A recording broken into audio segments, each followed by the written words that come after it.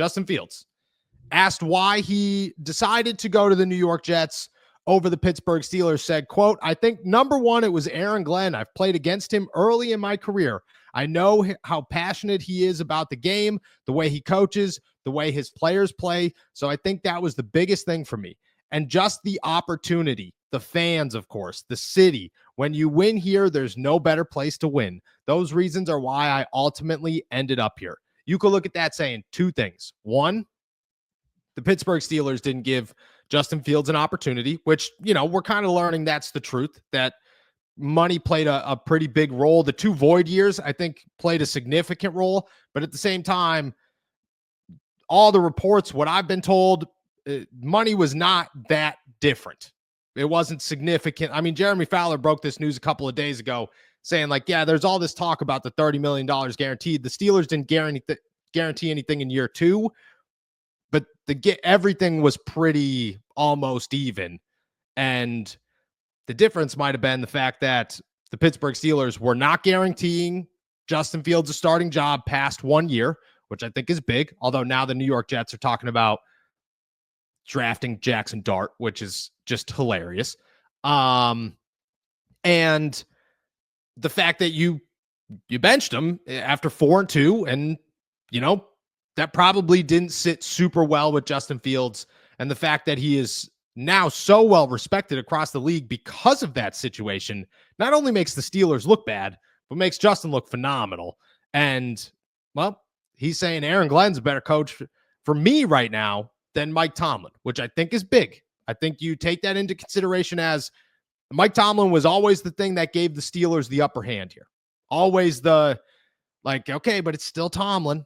It's still Tomlin. I think that Tomlin had, one winning season, the Steelers are back to that. By winning, I mean you win a couple of playoff games. You look real. The Steelers are back to that. Tomlin's back to that. But we might be hitting the point of the Tomlin effect, not as strong as it once was.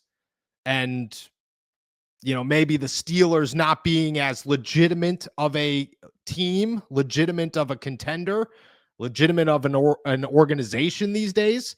I think the fact that the NFLPA report card comes out and you could say that's nobody cares. I agree. But I also think that players are looking at it going, oh, yikes. Steelers facilities are bad.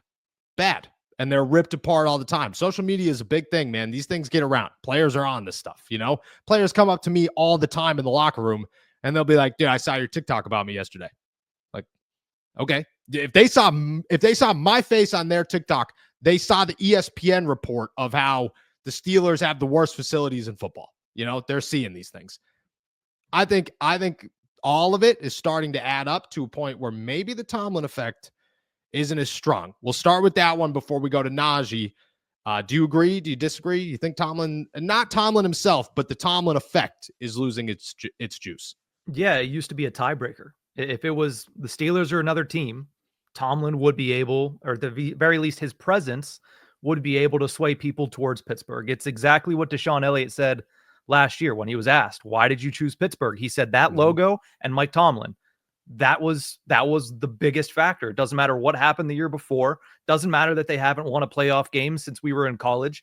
It's the fact that Mike Tomlin was there and they win football games. Well, they've still been winning football games, but the Mike Tomlin effect is slowly starting to go in the opposite direction. And it's when things happen like benching a quarterback who's 4-2, immediately saying that, well, he was good, but he wasn't great. And then bragging that he made the right call. And that's why he gets compensated so much after 1 week. You end up going 6-6, losing in the first round of the playoffs again. And all of a sudden you look at Mike Tomlin again and you say, well, maybe that ship has sailed. It's the same conversation we had in the first segment here of, well, there's always going to be respect for Mike Tomlin, but that effect, that present day effect, is not as strong and not nearly as strong as it once was. I agree. And me and you've been the biggest supporters of this is the Steelers and this is Mike Tomlin at the end of the day that holds some ground. I don't know how much ground it holds these days. I think it's shrinking by the day. I think new coaches are exciting. I think that's a big difference here is Aaron Glenn is an exciting coach. That dude's been on a dominant team for the past couple of seasons, but the last 2 years, like the Detroit Lions are a team that you don't want to mess with unless you're the LA Rams somehow in the playoffs. But if you want that team, or the Washington Commanders, it was the Commanders that beat them, right? It was the Commanders. Unless you're that team, you don't want to mess with the Lions the last 2 years. That's a name, Aaron Glenn comes from Detroit, that that. You're thinking of those things. I think that is playing a factor here. Again, he's one good year away from getting it back, but that is a piece to the puzzle here that I think, again, is losing its juice.